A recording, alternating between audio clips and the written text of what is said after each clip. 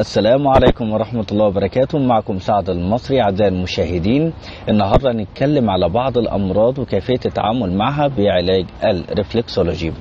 بنتكلم على مشكلة مهمة جدا اللي هي السلولايت. السلولايت هي عبارة عن دهون متراكمة تحت الجلد يسهل اكتشافها لأنها بتعطي الجلد مظهر قشرة الليمون.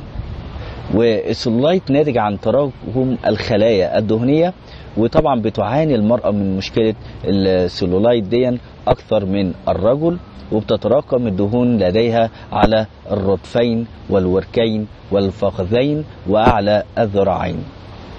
أما أسباب السلولايت فمتنوعة، أو تراكم الدهون دي متنوعة، منها على سبيل المثال سوء الدورة الدموية والنظام الغذائي غير المتوازن والاضطرابات الهرمونية.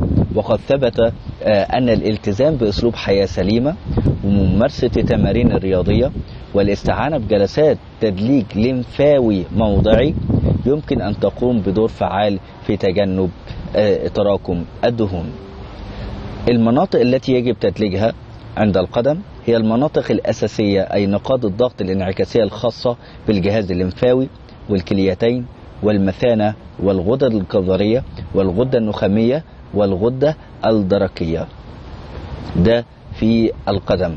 أما في المناطق الثانوية هي على الوركان أصلا أو على أماكن تجمع الدهون. بكل بساطة تتخلصي من الدهون.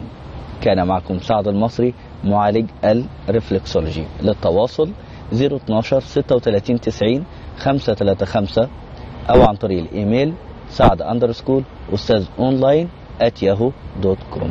والسلام عليكم ورحمة الله وبركاته.